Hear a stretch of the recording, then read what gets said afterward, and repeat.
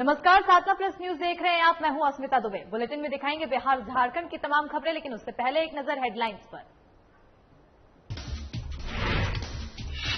सहयोग कार्यक्रम का हुआ आयोजन। स्वास्थ्य मंत्री मंगल पांडे ने सुनी लोगों की समस्या। मौके पर डिप्टी सीएम तारकिशोर प्रसाद भी रहे मौजूद।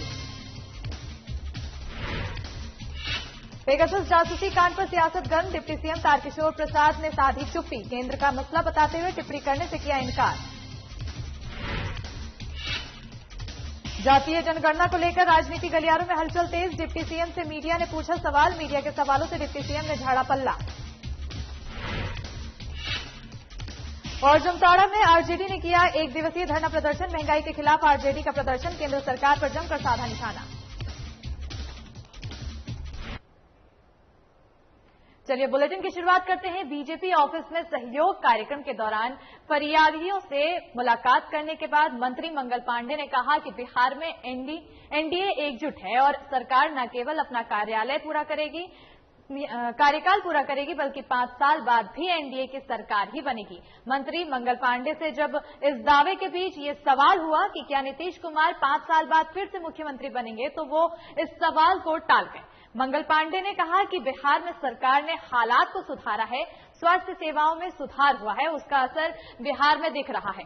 पीएमसीएच देश का सबसे बड़ा अस्पताल बनने जा रहा है। लोक जनशक्ति पार्टी के राष्ट्रीय अध्यक्ष चिराग पासवान को लेकर मंगल पांडे ने कहा कि वो चिराग पर कोई टिप्पणी नहीं करना चाहते हैं। उन्होंने कहा कि चिराग पासवान पिछले साल बिहार विधानसभा चुनाव से पहले भी बहुत बात करते थे।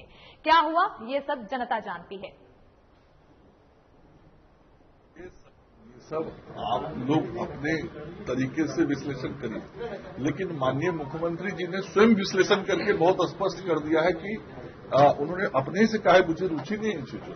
तो जब स्वयं माननीय मुख्यमंत्री ने सारी बातें आपके सामने स्पष्ट कर दी, इस पर प्रश्न पूछ रहे हैं कि जांच होनी चाहिए, उन्होंने कहा ये दूसरा विषय पूछ रहे थे अभी।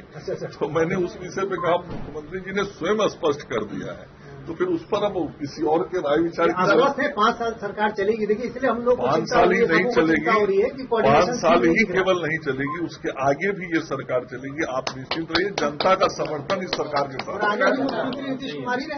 मैं क्या कह रहा हूँ, ये सरकार एनडीए की चलती रहेगी, इसलिए चलेगी कि ये जनता की सरकार है, जनता के लिए सरकार है, जनता के लिए काम करने वाली सरकार है और जनता का मिला समर्थन वाली सरकार। विरोधाभास इतना ज्यादा क्यों दिख रहा है? राय अलग अलग। मैंने बड़ी सहजता के साथ आपको मैंने कहा, जब भी दो दल 3 दल होते हैं तो कहीं न कहीं विचार में थोड़ी भिन्नता होती है। कई अहम निर्णय लिए गए और स्वास्थ्य विभाग ने किस प्रकार से काम किया है। मेरा 5वां साल शुरू हो गया है स्वास्थ्य मंत्री के रूप में और पिछले 5 साल से स्वास्थ्य मंत्री हूं, तो तस्वीरें कैसी बदली है मुझे मुंह से बोलने की जरूरत नहीं है। आप राज्य के किसी भी स्वास्थ्य संस्थान में जाएं, आज किसी मेडिकल कॉलेज में चले जाइए, अनुमंडल अस्पताल में चले जाइए, सदर अस्पताल में चले जाइए, जो तस्वीर है वो बयां कर देंगे और वहां मिल रही सुविधा बता देंगे कि किस प्रकार से काम हुआ है। और हम मुख्यमंत्री जी के सहयोग से बहुत ही बेहतर तरीके से बिहार के स्वास्थ्य व्यवस्थाओं को आगे बढ़ा रहे हैं और स्वास्थ्य सेवा और स्वास्थ्य शिक्षा दोनों के क्षेत्र में जो हमने काम किया है, और कई काम तो ऐसे किए हैं जो विश्वव्यापी है। पटना मेडिकल कॉलेज हॉस्पिटल देश का गौरव बनने जा रहा है, देश का सबसे बड़ा अस्पताल बन रहा है, दुनिया का दूसरा बड़ा अस्पताल बन रहा है। काम तो हम बहुत बेहतर तरीके से कर रहे हैं। चिराग पासवान ने कहा है कि 2024 में नीतीश कुमार विपक्षी दलों की तरफ से चेहरा बनेंगे प्रधानमंत्री नरेंद्र मोदी के। चिराग जी क्या बोलते हैं मैं उस पर टिप्पणी नहीं करूंगा। चुनाव के पहले भी बहुत ही अपने मन से बोलते थे। सोमवार से भारतीय जनता पार्टी ने आम लोगों और कार्यकर्ताओं के लिए अपने सहयोग कार्यक्रम की शुरुआत की है।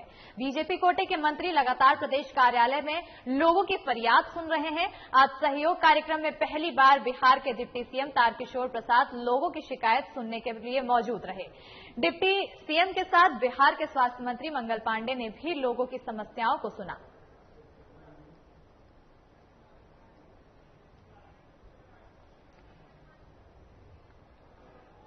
कई प्रकार की समस्याएं हैं, कहीं स्थानांतरण का मामला है, अलग अलग प्रकार के हैं। कोई जमीन विवाद से जुड़ा हुआ मामला है, प्राथमिकी दर्ज है तो उसके अभियुक्त की गिरफ्तारी का मामला है। इसी तरह की चीजें हैं जो इसका समाधान हम कर रहे हैं। और बीजेपी प्रदेश कार्यालय में सहयोग कार्यक्रम चल रहा है, जिसमें जनता की समस्याओं को सुनकर उसको दूर किया जा रहा है। लेकिन इन सब के बीच एएनएम, जो कि कोरोना काल में अपनी जान को जोखिम में डालकर लगातार काम कर रही थी, अब उन लोगों को काम से हटा दिया गया है। आक्रोशित एएनएम बीजेपी प्रदेश कार्यालय में अपनी फरियाद लेकर पहुंची। इस दौरान एएनएम का कहना था कि इसी दिन के लिए क्या हमने कोरोना में काम किया था कि 2 महीने बाद हम लोगों को लात मारकर निकाल दिया जाए।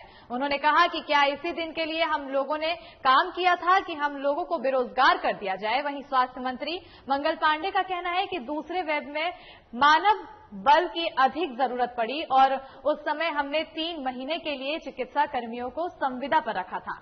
मंगल पांडे ने कहा, बहुत स्पष्ट बताया गया था कि 26 जुलाई तक आपकी सेवा ली जाएगी।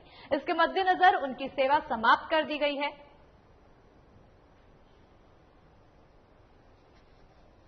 आप सब लोग को मालूम है, मीडिया के दोस्तों को भी बताया गया, जब कोरोना का दूसरा वेव आया था तो दूसरे वेव में अचानक मानव बल की अधिक जरूरत पड़ी थी और चिकित्सक, हमारे चिकित्सा कर्मी, पैरामेडिकल, नर्सेज, हमने सभी लोगों को 3 महीना के लिए संविदा पे रखा था, घोषित करके रखा था कि 26 जुलाई तक आपकी सेवा ली जाएगी। बहुत स्पष्ट बता दिया गया। मैं सरकार से यही पूछना चाहती हूँ या उन्हें बताना चाहती हूँ कि हमने क्या इसी दिन के लिए कोरोना में काम किया था कि आप 2 महीने के बाद हमें लात मार के विभाग से निकाल दे। हमने जब गंगा से लेके बक्सर में लाशें तैर रही थी, 40+ होते हुए भी हमने उनका साथ दिया, तो फिर आज उन्होंने क्यों हमारा हाथ छोड़ दिया। खबरों में आगे बढ़ते हैं। पेगासस जासूसी कांड की जांच की मांग कर रहे मुख्यमंत्री नीतीश कुमार ने भले ही बीजेपी को बैकफुट पर ढकेल दिया हो, लेकिन उन्हीं की कैबिनेट में डिप्टी सीएम और बीजेपी नेता तारकिशोर प्रसाद की जुबान इस मसले पर नहीं खुल रही है। पेगासस जासूसी कांड की जांच को लेकर नीतीश ने जो स्टैंड लिया वो सीधे बीजेपी का विरोध वाला है, लेकिन इसके बावजूद डिप्टी सीएम तारकिशोर प्रसाद ने इस मसले पर चुप्पी साध ली है। तारकिशोर प्रसाद आज बीजेपी कार्यालय में सहयोग कार्यक्रम में मौजूद थे। वो फरियादियों से मुलाकात कर रहे थे। इसी दौरान उन्होंने मीडिया से भी बातचीत की। तारकिशोर प्रसाद ने पेगासस जासूसी कांड को केंद्र का मसला बताते हुए इस पर कोई टिप्पणी करने से इनकार कर दिया है। तारकिशोर प्रसाद ने कहा है कि ये विषय केंद्र सरकार से जुड़ा हुआ है, मामले को केंद्र सरकार देख रही है, इसलिए मैं इस पर कोई टिप्पणी नहीं करूंगा। योगी जितनराम मांझी ने भी इसे गंभीर बताते हुए जांच की मांग की है। देखिए, ये केंद्र सरकार से जुड़ा हुआ विषय है और केंद्र सरकार इस मामले को देख रही है, इसलिए इस पर मैं कोई टिप्पणी नहीं करूंगा। चलिए, वक्त हो चला एक छोटे से ब्रेक का। ब्रेक के उस पार भी खबरों का सिलसिला रहेगा जारी।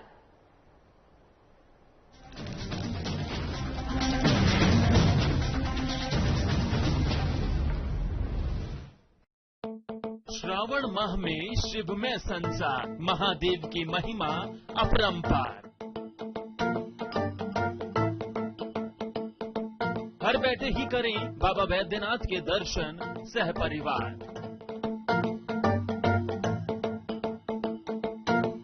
संध्या आरती देवघर स्थित बाबा बैद्यनाथ मंदिर के गर्भगृह से देखें। संध्या आरती का सीधा प्रसारण सिर्फ साधना प्लस न्यूज पर।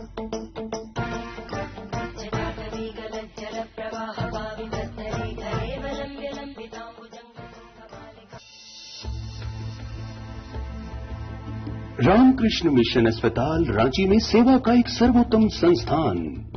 7 दशकों से रामकृष्ण मिशन सैनिटोरियम में सभी बीमारियों का आधुनिक पद्धति से सस्ते दर पर इलाज।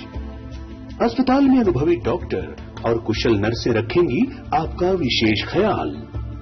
सभी आधुनिक चिकित्सकीय उपकरणों से लैस 24/7 है सेवा में समर्पित रामकृष्ण मिशन अस्पताल, खूंटी रोड, तूपुदाना, रांची, जिसका सेवा ही परम धर्म है।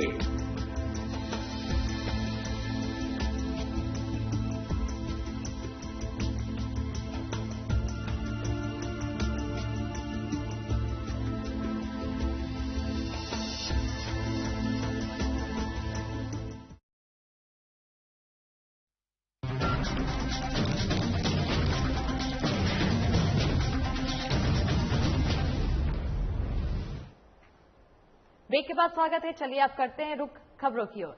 जातीय जनगणना के मसले पर भी डिप्टी सीएम तारकिशोर प्रसाद अपनी पार्टी का स्टैंड खुलकर नहीं रख पा रहे हैं। ऐसा लग रहा है कि उन्हें नीतीश कुमार का डर सता रहा है। डिप्टी सीएम तारकिशोर प्रसाद जातीय जनगणना पर सवाल किए जाने को लेकर केवल इतना कह सके हैं कि यह मामला भी केंद्र की नीति से जुड़ा हुआ है। विधानसभा से प्रस्ताव पास किए जाने के बाद मुख्यमंत्री इस मामले को देख रहे हैं। हालांकि बीजेपी के दूसरे नेता जिस तरह जातीय जनगणना को खारिज कर रहे हैं, उस तरह डिप्टी सीएम किशोर प्रसाद अपना स्टैंड नहीं ले पाए।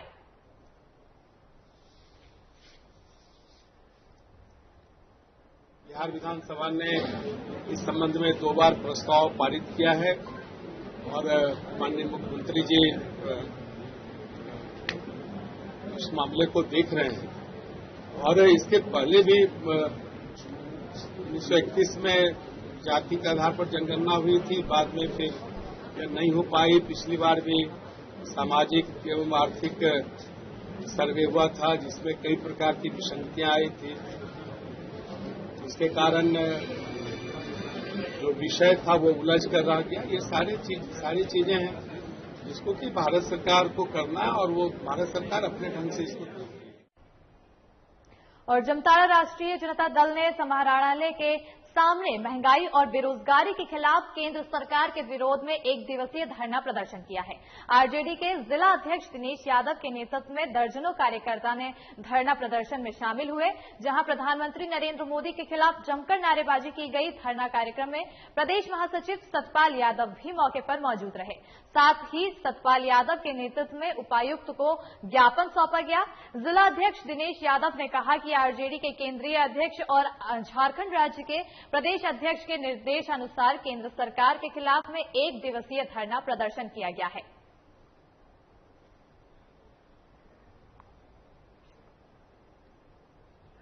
माननीय लालू जी के निर्देशानुसार एवं झारखंड प्रदेश के प्रदेश अध्यक्ष अभय सिंह के आदेश पर आज पूरे झारखंड में 1 दिवसीय धरना दिया जा रहा है। धरना देने का उद्देश्य यही है कि केंद्र सरकार के द्वारा खाद्य पदार्थ, किसान बिल, गैस, डीजल, पेट्रोल एवं बेरोजगारी जो है उसी के विरोध में हम लोग आज राजद जिला जामताड़ा की ओर से समाहरणालय के समक्ष 1 दिवसीय धरना दे रहे हैं। जामताड़ा राष्ट्रीय जनता दल ने समाहरणालय के सामने महंगाई और बेरोजगारी के खिलाफ केंद्र सरकार के विरोध 1 दिवसीय धरना प्रदर्शन किया। आरजेडी के जिला अध्यक्ष दिनेश यादव के नेतृत्व में दर्जनों कार्यकर्ता इस धरने प्रदर्शन में शामिल हुए थे, जहां प्रधानमंत्री नरेंद्र मोदी के खिलाफ जमकर नारेबाजी की गई। जामताड़ा राष्ट्रीय जनता दल ने समाहरणालय के सामने धरना प्रदर्शन किया। जिला अध्यक्ष दिनेश यादव ने कहा कि आरजेडी के केंद्रीय अध्यक्ष और झारखंड राज्य के प्रदेश अध्यक्ष के निर्देशानुसार केंद्र सरकार के खिलाफ में 1 दिवसीय धरना प्रदर्शन किया गया है। वहीं धरना प्रदर्शन के कार्यक्रम में प्रदेश महासचिव सतपाल यादव भी मौके पर मौजूद रहे। और मुंगेर के ऋषिकुंड में नेशनल जर्नलिस्ट एसोसिएशन मुंगेर इकाई द्वारा पत्रकार मिलन सह सम्मान समारोह का आयोजन किया गया। पत्रकार मिलन सह सम्मान समारोह का आयोजन नेशनल जर्नलिस्ट एसोसिएशन के राष्ट्रीय अध्यक्ष राकेश कुमार गुप्ता के निर्देश पर प्रदेश अध्यक्ष अबोध ठाकुर एवं जिला अध्यक्ष गंगा रजक के नेतृत्व में किया गया। कार्यक्रम की शुरुआत कोरोना काल में मृत पत्रकारों की श्रद्धांजलि देकर की गई। वहीं कार्यक्रम के दौरान सम्मानित और वरिष्ठ पत्रकारों द्वारा पत्रकार हितों की चर्चा पर रणनीति तय की गई। साथ ही अनुभव साझा किया गया और पत्रकारों को सम्मानित भी किया गया। इस दौरान नेशनल जर्नलिस्ट एसोसिएशन के राष्ट्रीय प्रवक्ता रंजीत विद्यार्थी, प्रदेश प्रवक्ता सुनील कुमार गुप्ता, जिला प्रवक्ता लल्लन राज, कार्यकारी जिला अध्यक्ष विकास सिंह, जिला उपाध्यक्ष रमन कुमार, मीडिया प्रभारी सौरभ गुप्ता, कोषाध्यक्ष निखिल कुमार गुप्ता, विवेक यादव, गुंजन कुमार आदि समेत उपस्थित रहे। मुंगेर के ऋषिकुंड में नेशनल जर्नलिस्ट एसोसिएशन मुंगेर इकाई द्वारा पत्रकार मिलन सह सम्मान समारोह किया गया। तस्वीरें देख रहे हैं किस तरह से पत्रकारों को माला पहनाकर सम्मानित किया जा रहा है। कई लोग इसमें शामिल रहे, भारी भीड़ शामिल रही। इस कार्यक्रम में मृत पत्रकारों को श्रद्धांजलि दी गई, जो कि कोरोना काल में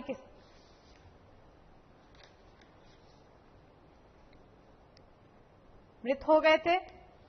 कार्यक्रम की शुरुआत कोरोना काल में मृत पत्रकारों को श्रद्धांजलि देकर की गई।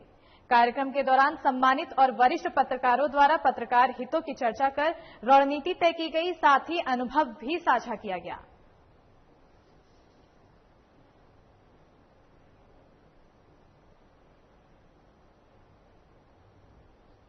चलिए वक्त हो चला एक छोटे से ब्रेक का। ब्रेक के उस पार भी खबरों का सिलसिला रहेगा जारी।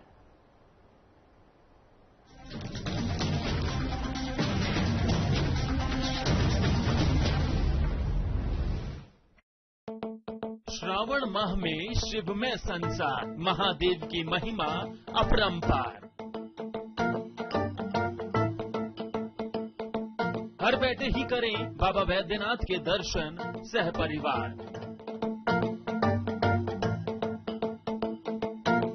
संध्या आरती देवघर स्थित बाबा बैद्यनाथ मंदिर के गर्भगृह से। देखें संध्या आरती का सीधा प्रसारण सिर्फ साधना प्लस न्यूज पर।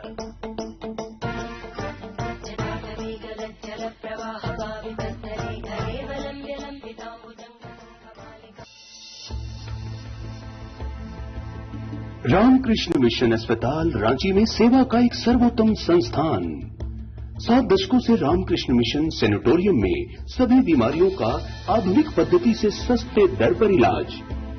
अस्पताल में अनुभवी डॉक्टर और कुशल नर्सें रखेंगी आपका विशेष ख्याल। सभी आधुनिक चिकित्सकीय उपकरणों से लैस 24/7 है सेवा में समर्पित रामकृष्ण मिशन अस्पताल, खूंटी रोड, तूपुदाना, रांची, जिसका सेवा ही परम धर्म है।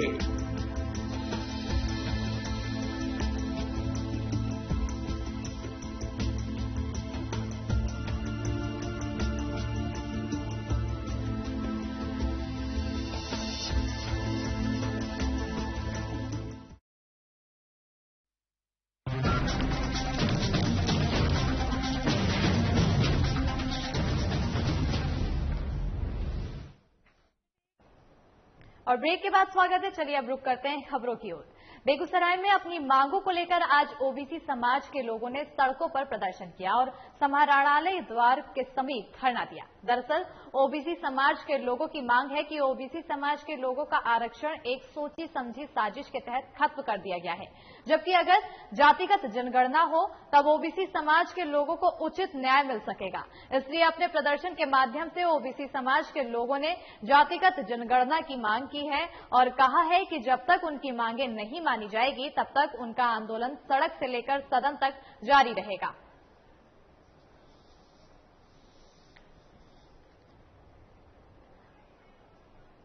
राष्ट्रव्यापी आंदोलन घोषणा किया। जैसे ही घोषणा हुआ तीन चरण में ये आंदोलन था। आंदोलन चरण पहला चरण में ही नरेंद्र मोदी ने घुटना टेक दिया। इनका मांग यही है जो पिछड़े वर्ग के जितने भी लोग हैं उनकी आप संख्या के अनुपात में हिस्सेदारी दे दो, यही हमारी पूरा मांग है। इसलिए उनके समर्थन में बहुजन मुक्ति पार्टी के प्रदेश महासचिव शिव कुमार अमूल होने के नाते मैं इनको समर्थन के लिए साथ सहयोग दे रहा हूँ।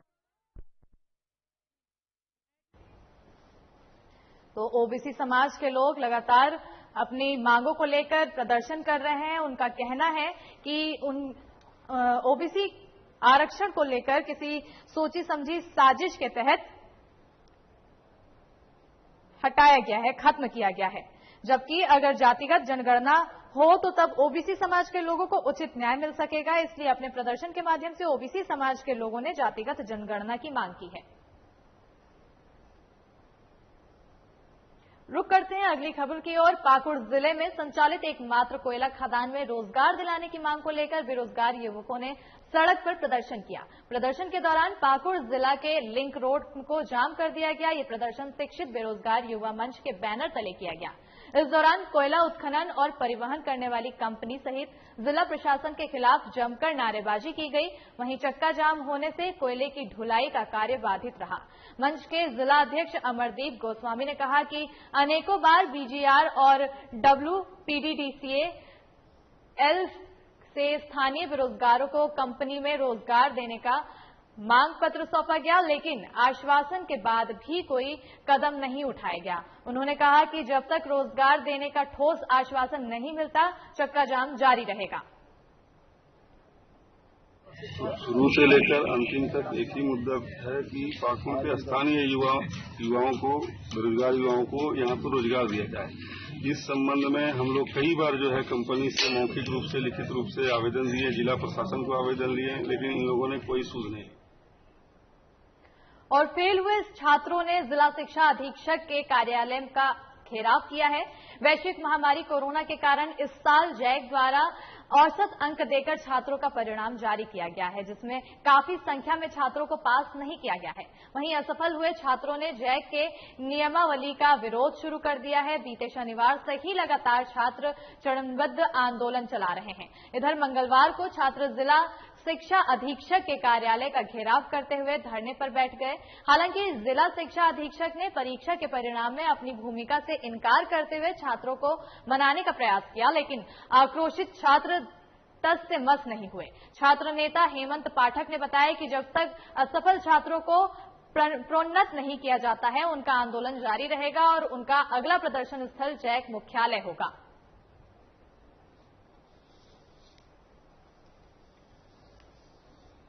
उसको मैं यहाँ से जिला से उसको भेज दिया जाएगा जैक में,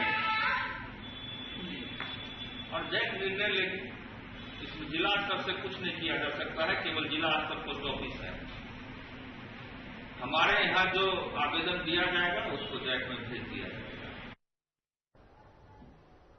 रोहतास जिले के सासाराम प्रखंड कार्यालय परिसर स्थित मनरेगा कार्यालय में बकाया मजदूरी की मांग को लेकर मजदूरों ने हंगामा किया है। इस दौरान मनरेगा के प्रखंड कार्यक्रम पदाधिकारी के कार्यालय में घुसकर महिला मजदूरों ने शोर शराबा शुरू कर दिया। बता दें कि ये मजदूर शिकरिया पंचायत के हैं। इन लोगों का कहना है कि मिट्टी वर्क में इन लोगों ने काम किया था, लेकिन उन लोगों के खाते में अभी तक पैसा नहीं आया है, जिस कारण उन्हें आर्थिक स्थिति की समस्या का सामना करना पड़ रहा है, जिसकी वजह से वो लोग थक हार कर प्रखंड कार्यालय स्थित मनरेगा के कार्यक्रम पदाधिकारी के पास पहुंचे हैं, लेकिन यहां भी उन लोगों के साथ दुर्व्यवहार किया जा रहा है। प्रखंड कार्यक्रम पदाधिकारी के कार्यालय के कर्मियों द्वारा उन लोगों को भगाया जा रहा है। मनरेगा के मजदूरों का कहना है कि उनके खून पसीने की गाढ़ी कमाई का पैसा है, जिसे नहीं दिया जा रहा है। शिकायत करने पर मारपीट और दुर्व्यवहार किया जा रहा है।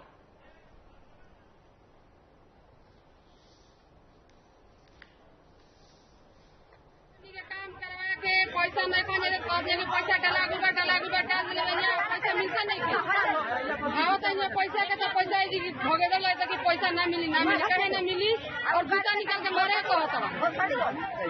जूता निकाल के मारे कह दम नहीं। ये समस्या का पैसा है इन नरेगा काम चले भैया खाची ढोल भैया कपार पते ना करा पैसा निकल होगा पूरा काम वही आने का अगले लॉकडाउन में काम हुआ है, अगले लॉकडाउन में काम हुआ है, साथ में नहीं है और अगले लॉकडाउन में काम हुआ है। आज तक 18 का पेमेंट आज तक नहीं हुआ। 15 अक्टूबर तक बरसात की काम जो है मिट्टी वाली का जो नहीं होता है साहेब, 18 का पेमेंट आज तक काहे नहीं हुआ। आदेश आपने करवाया है, हमने उसका हम कई बार लिख के दिए हैं। और गुमला जिले के एसपी हरदीप पी जनार्दन ने सिसई थाना का आज औचक निरीक्षण किया। निरीक्षण करते हुए वहां उपस्थित थाना प्रभारी अभिनव कुमार समेत अन्य पुलिस पदाधिकारी और कर्मियों से उन्होंने बातचीत की और सिसई थाना की गतिविधियों का जायजा लिया। उनसे बातचीत करने पर उन्होंने बताया कि वर्तमान में गुमला जिला में नक्सलियों के विरुद्ध लगातार अभियान चलाया जा रहा है। मामला जिला के खूंटी जिला और सिमडेगा जिला से सटे क्षेत्रों में अभियान चलाकर पीएलएफआई के सदस्यों को पकड़ा गया है और आत्मसमर्पण कराया गया है। साथ ही साथ माओवादियों के भी कई कमांडर को गिरफ्तार किया गया है। उन्होंने कहा कि वर्तमान में गुमला जिला में स्थापित नए थाना प्रभारी और अन्य पुलिस पदाधिकारी बहुत अच्छा काम कर रहे हैं, जिसके कारण जिले में नक्सलियों पर नकेल कसा गया है। जल्द ही गुमला जिला को नक्सल मुक्त जिला बनाया जा सकेगा।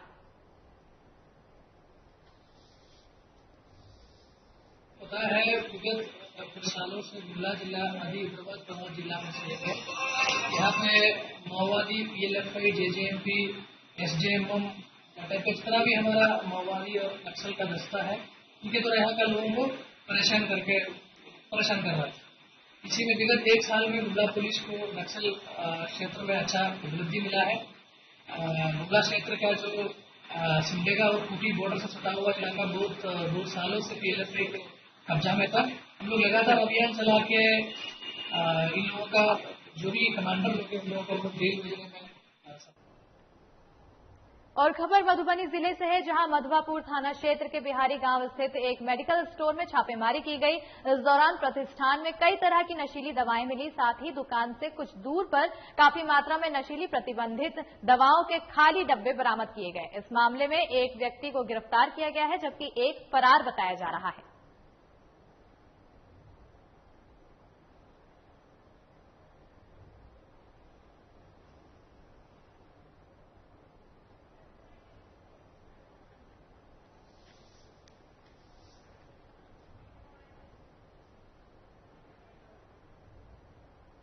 खबर मधेपुरा से है, जहां गर्लफ्रेंड से मिलने पहुंचे प्रेमी को ग्रामीणों ने पकड़कर शादी करवा दी।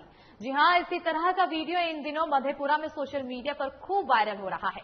ये वीडियो उदार किशनगंज अनुमंडल के आलमनगर थाना अंतर्गत बागीपुर का बताया जा रहा है। बताया जाता है कि पूर्णिया जिला के भवानीपुर का रहने वाला प्रेमी अपनी गर्लफ्रेंड से मिलने 2 दिन पहले भागीपुर पहुंचा था, जहां गांव समाज के डर से दोनों प्रेमी जोड़े चोरी छिपे एक दूसरे से बस्ती से दूर खेत में मिल रहे थे। कुछ लोगों की नजर दोनों पर पड़ी तो कानो कान बात लोगों के बीच फैल गई।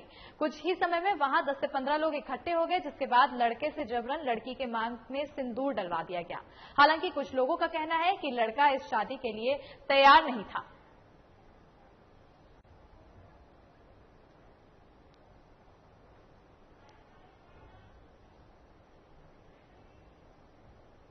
और बिहार झारखंड की खबरों में फिलहाल इतना ही। देखते रहिए साधना प्लस न्यूज। नमस्कार।